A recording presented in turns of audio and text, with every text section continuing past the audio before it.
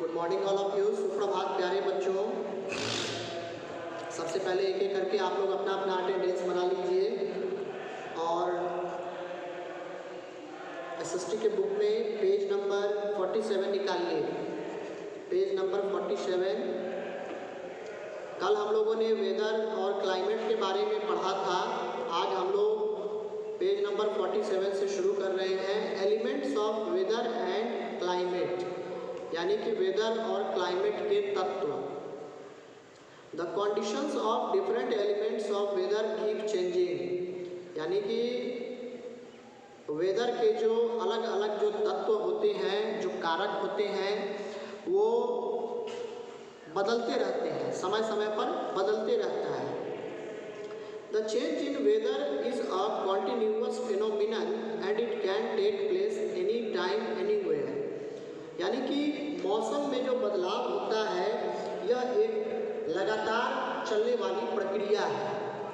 ठीक है, कभी आप देखते होंगे बारिश होती है, कभी धूप खिलने लगता है, कभी ठंडी हवाएं चलती है, कभी धूप खिल जाता है। मतलब इस तरह से एक कंडीशंस जो है बदलते रहता है। And it can take place any time anywhere, कभी भी किसी भी समय कुछ भी हो सकता है। कभी बारिश भी हो सकती है, अभी जैसे मान लीजिए कि यहाँ पर हल्की फुल्की बारिश हो रही है, तो हो सकता है कि दूसरे देश में धूप खिला हुआ हो सकता है वहाँ आंधी तूफान चल रहा हो सकता है कि वहाँ रात हो। मतलब एक तरह से ये चेंजिंग होते रहता है। ऑन दी अदर हैंड, जबकि दूसरी तरफ the climate of a place remains almost the same year after year, लेकिन किसी जगह का जलवायु जो होता है एक समय में एक ही समान रहता है। जैसे एक साल में जो है ऐसी जलवायु, जैसे इस साल सितंबर है, भी मान के चलिए, तो अगले साल में अगर आप सितंबर देखेंगे तो उसमें भी बारिश होती है।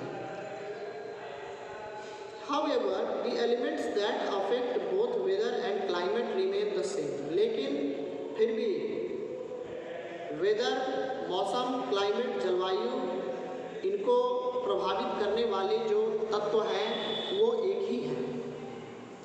Let us learn more about these elements. आइए हम इन तत्वों के बारे में, इन कारकों के बारे में गौर से पढ़ें। सबसे पहला है इसमें elements atmospheric temperature. Atmospheric temperature यानी कि इस एटमॉस्फेयर का टेम्परेचर क्या है। The heat and cold that we feel every day is the temperature of the atmosphere. Heat और कोल्ड जो हम प्रतिदिन महसूस करते हैं, इसे ही हम टेम्परेचर कहते हैं।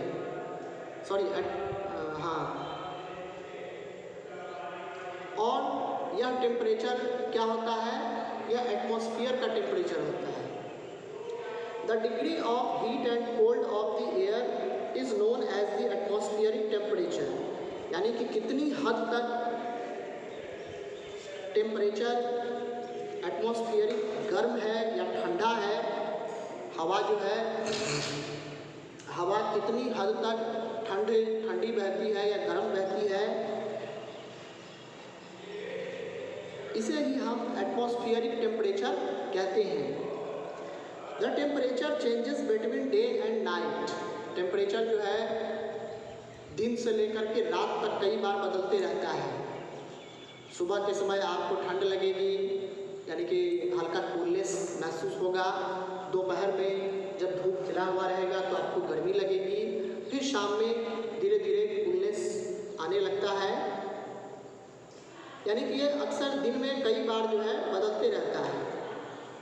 It also changes from season two season, और जब मौसम बदलता है तो उस समय भी टेम्परेचर जो है बदलते रहता है। ठीक है, जैसे आप देखते होंगे अभी जैसे बारिश का समय है, ठीक है, तो अभी बारिश हो रही है। फिर बारिश के बाद कौन सी ऋतु आएगी?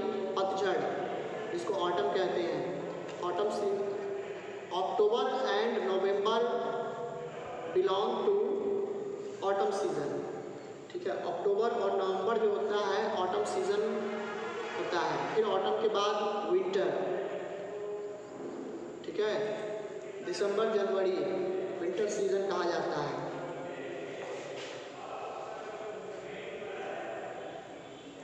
तो जो टेम्परेचर है इस एटमॉस्फेयर का वो सीज़न दर सीज़न भी बदलते रहता है। गर्मी में टेम्परेचर अलग होगा, ठंड में टेम्परेचर अलग होगा, बरसात का टेम्परेचर अलग हो सकता है। The sun is the main source of heat and light on the earth. इस पृथ्वी पर जो आप प्रकाश देखते हैं, जो रोशनी आपको मिलती है, उसका मुख्य स्रोत क्या है? सूरज। Temperature on the sun's surface is about 6000 degree Celsius. Earth के सरफेस का जो टेम्परेचर है वो है 6000 डिग्री सेल्सियस। यानी कि सोच लीजिए, यहाँ 40 डिग्री 42 डिग्री टेम्परेचर हो जाता है, 45 डिग्री तो स्कूल कॉलेज सारे बंद हो जाते हैं। और वो सोच लीजिए कि 6000 डिग्री सेल्सियस मीन्स आसपास कोई चीज़ फटक भी नहीं सकता है, आसपास जाने से ही जो है पूरा जल जाएगा, भस्म हो जाएगा, इतनी गर्मी है वहाँ। Since we are far away from the sun, the amount of heat which reaches us from the sun is very little. चूँकि हम पृथ्वी से काफ़ी दूरी पर हैं, इसलिए amount of heat which is reaches to us, यानी कि सूरज से उतनी दूरी से जो हम तक जो गर्मी पहुंचती है, चूँकि काफ़ी दूर से आती है, तो वो हीट जो है धीरे धीरे जैसे ही एटमॉस्फेयर में आता है तो वो हीट धीरे धीरे कम हो जाता है। This heat is known as solar radiation और इंसोलेशन। उसी गर्मी को, सूरज की जो गर्मी आती है सूरज से, ठीक है, जो हमें प्राप्त होता है, यहाँ तक जो भी किरणें, जो भी गर्मी पहुँचती है, हीट पहुँचती है, उसे ही हम क्या कहते हैं? सोलर रेडिएशन या सोलर इंसोलेशन।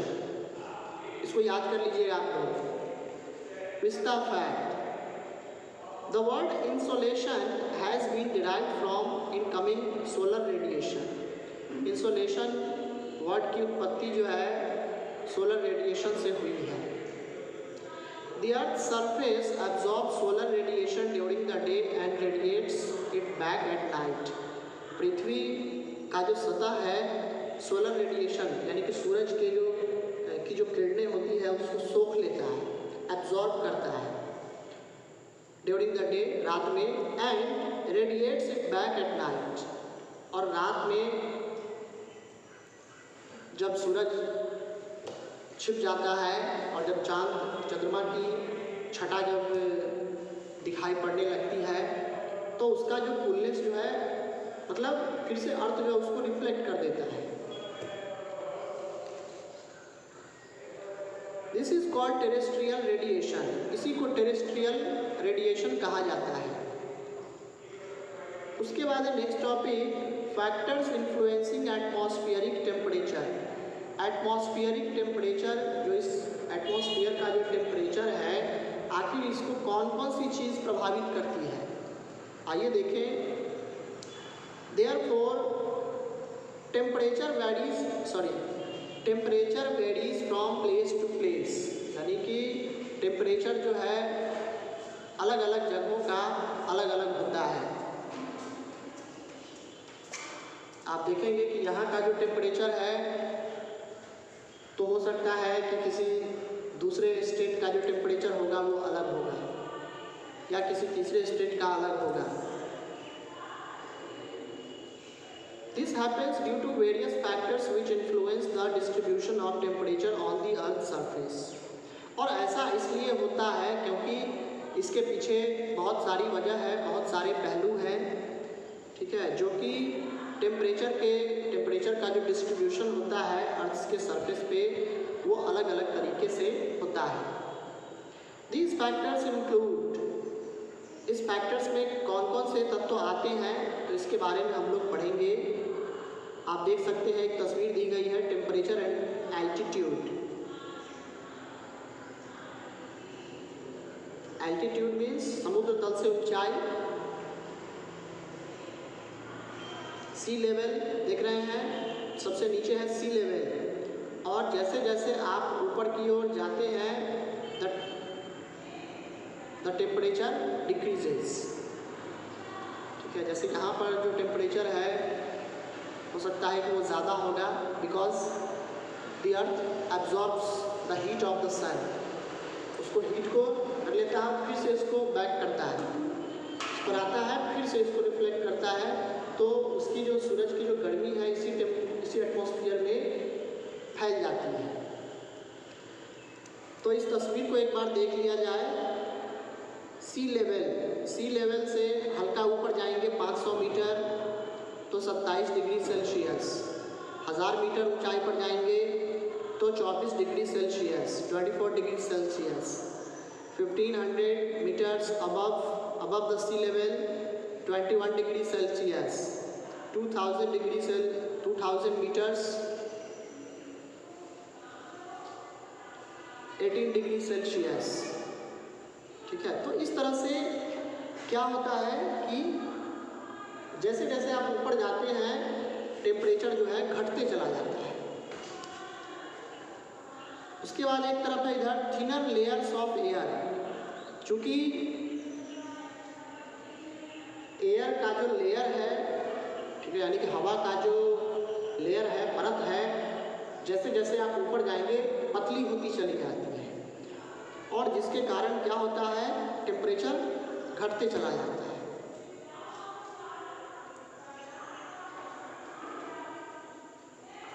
तो पहला है latitude. The higher the latitude the lower the temperature. आप जितने ऊंचे लैटिट्यूड पर जाएंगे the temperature will be decreased. Temperature जो है घटते चला जाएगा. जितना आप ऊपर जाएंगे टेम्परेचर घटते चला जाएगा. It happens because the sun's rays fall vertically on the equator while they slant increasingly with the increasing distance from the equator. और ऐसा इसलिए होता है क्योंकि सूरज की किरणें जो है वर्टिकली पड़ती हैं. ठीक है, वर्टिकली इक्वेटर पर पड़ता है.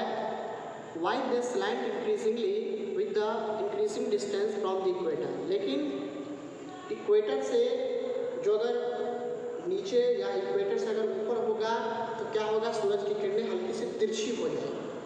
ठीक है, हल्का सा तिरछा जाएगा. तो क्या होगा, आप देखते होंगे दोपहर के समय में ठीक 12 बजे की बात कीजिए, 12 बजे या दोपहर का जो समय होता है उस समय सूरज ठीक हमारे सर के ऊपर दिखाई पड़ता है, और उसकी किरणें जो है क्या होती है, उसकी किरणें डायरेक्ट सर पर जो है आकर के लगता है.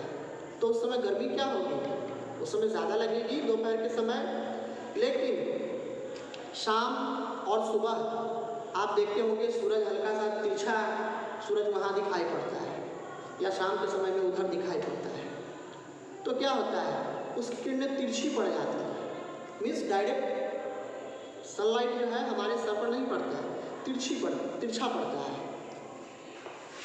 तो इससे क्या होता है कि शाम के समय में और सुबह के समय में आप देखते होंगे गर्मी आपको कम लगती होगी. ठीक है, लेकिन दोपहर के समय में गर्मी अधिक लगती है. उसके बाद है दूसरा तत्व है altitude. The higher the altitude the lower the temperature. आप जितने समुद्र तल से आप जितनी ऊंचाई पर जाएंगे आपका टेम्परेचर जो है वैसे ही घटता चला जाएगा. जैसा कि हम लोगों ने अभी इस पिक्चर को देखा है.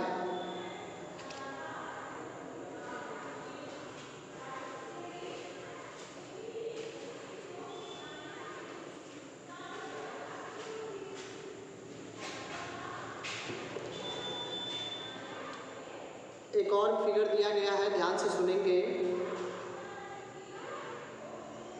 Temperature and latitude. आप यहाँ देख सकते हैं ये पृथ्वी है, ये सर्कल वाला, और इधर दाईं तरफ सन्स रेज सूरज की किरणें हैं. तो ये बीच वाला जो है देख रहे हैं, बीच वाला पोर्शन, बीच में जो लाइनिंग है डॉट डॉट डॉट करके, ठीक है, इसी को इक्वेटर कहा जाता है, ठीक है। और इक्वेटर के पास जो भी रीजन होगा वहाँ पर गर्मी क्या होगी, सबसे ज़्यादा पड़ेगी। क्यों? क्योंकि सूरज की किरणें डायरेक्ट पड़ रही है उस पर, ठीक है, एकदम डायरेक्ट पड़ रहा है सूरज की किरण, तो गर्मी ऑब्वियसली ज़्यादा होगी। लेकिन वैसी जगहों पर जहाँ पर सूरज की किरणें डायरेक्ट न पड़कर तिरछी पड़ेगी या स्लैंटिंग रेज जिसको कहते हैं, तो वहाँ पर क्या होगी, गर्मी कम पड़ेगी। यहाँ देख सकते हैं लॉन्गर डिस्टेंस ऑब्लिक रे, देख रहे हैं, यहाँ आपको इंडिकेट किया हुआ है कि ऊपर में आर्कटिक सर्कल में या हाई लैटिट्यूड लो टेम्परेचर, इसमें आप देख सकते हैं दिया गया है शॉर्टर डिस्टेंस डायरेक्ट रे, ठीक है, टेम्परेचर एंड लैटिट्यूड।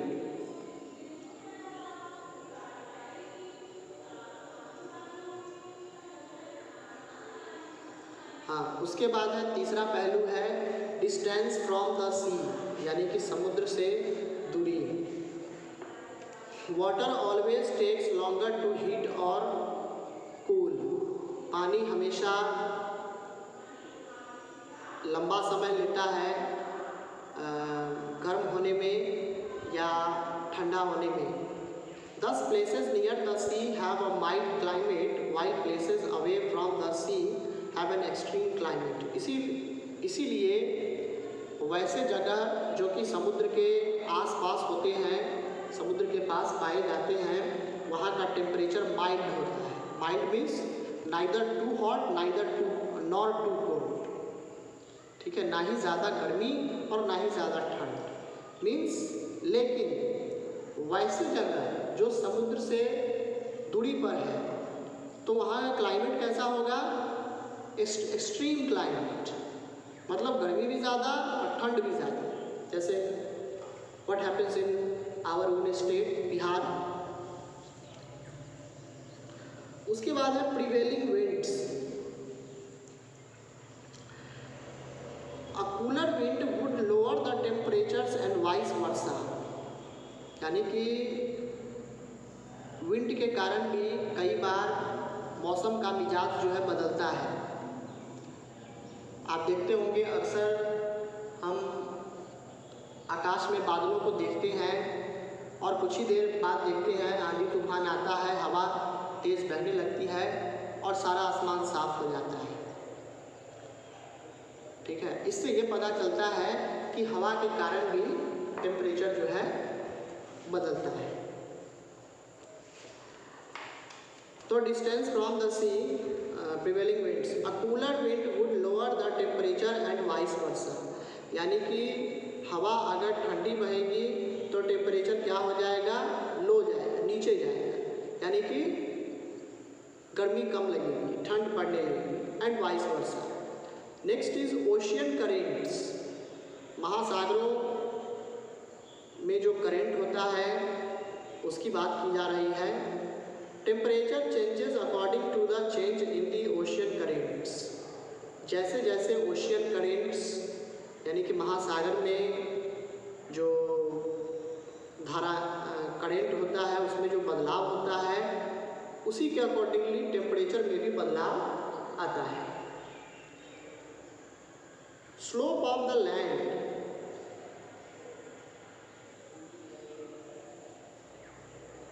पृथ्वी का जो स्लोपिंग एरिया है, स्लोपिंग मतलब कि जहाँ फिसलने वाला एरिया है,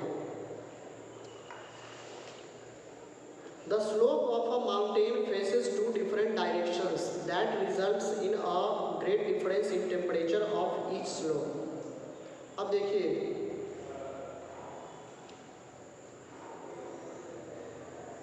हाँ, जो भी किसी भी अगर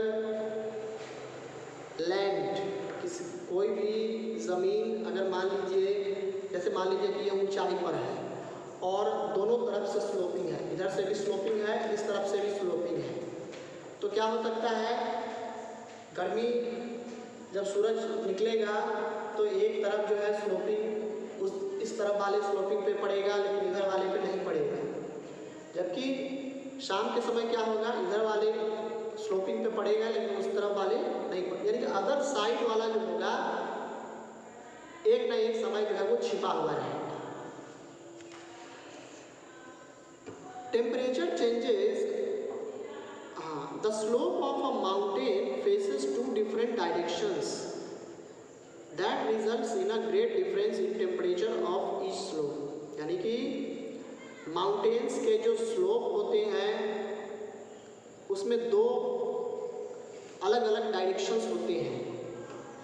that results in a great difference in temperature of each slope, जिसके कारण क्या होता है, तो दोनों का जो टेम्परेचर होता है, उधर वाले स्लोपिंग, मान लीजिए कि यही स्लोपिंग एक लैंड है और दोनों तरफ से स्लोप है बना हुआ, एक उधर वेस्ट से एक ईस्ट से, तो क्या होगा, एक तरफ वाला जो होगा थोड़ा हल्का गर्म होगा और दूसरी तरफ वाला ठंडा होगा।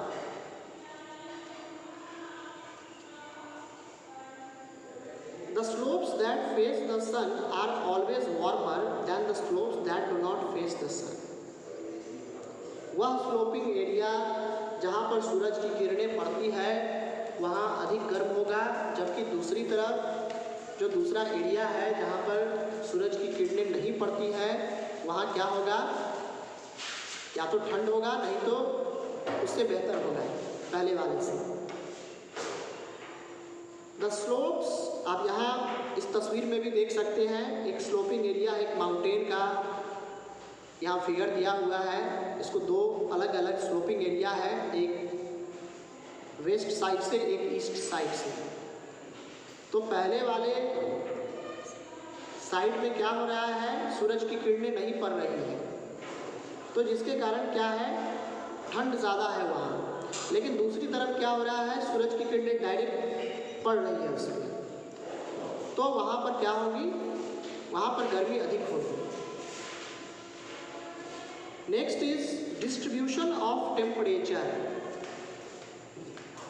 ताप को बांटना, कैसे कैसे बांटा गया है, किस जोन में किस जोन का टेम्परेचर कैसा होगा, इसके बारे में हम लोग इस टॉपिक में पढ़ेंगे, ध्यान से सुनेंगे।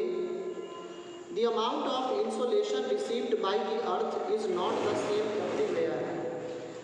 यानी कि इंसोलेशन मतलब हीट। पृथ्वी पे अलग अलग जगहों पे जो सूरज से जो हीट निकलता है, सोलर एनर्जी या सोलर रेज, सोलर इंसोलेशन जो भी कहिए, ठीक है, तो ये हर जगह का अलग अलग होता है। यहाँ पर कुछ और है टेम्परेचर, हो सकता है किसी दूसरे रीजन में कुछ और हो सकता है किसी तीसरे रीजन में कुछ और हो, किसी मतलब it varies from places to places. It is the maximum near the equator and starts declining as we move towards the poles. Equator पर जो बीच, ठीक है, जिसको जहाँ से उस सर्कल को पूरा इक्वली काटा जाता है उसी को इक्वेटर कहते हैं। तो इक्वेटर पर क्या होगा, the amount of insolation received by the earth is not the same everywhere. हर जगह पर एक समान नहीं होगा temperature. It is the maximum near the equator. Equator के पास वाले रीजन में मैंने पहले भी बताया था कि इक्वेटर के आसपास जो भी रीजन, जो भी देश होंगे वहाँ गर्मी अत्यधिक पड़ेगी। And starts declining as we move towards the poles. और जैसे ही हम ऊपर नॉर्थ पोल की तरफ या नीचे साउथ पोल की तरफ जाते हैं तो क्या होगा, गर्मी धीरे धीरे कम होने लगेगी और ठंड बढ़ने लगेगी, because the sun's rays do not fall upon them directly, it comes in slanting waves।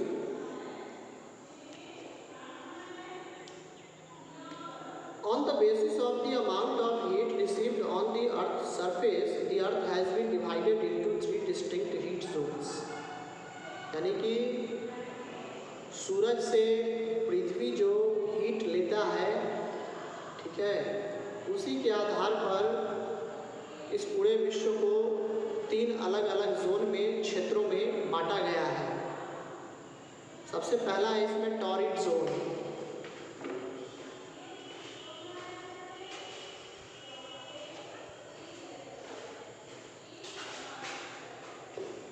चलिए बच्चों, तो टॉरिड जोन के बारे में हम लोग टॉरिड जोन से फिर नेक्स्ट डे पढ़ेंगे। आप लोग इसको घर पर पढ़ेंगे, ठीक है। आज के लिए इतना ही। God bless you, thanks for watching this video and have a good day.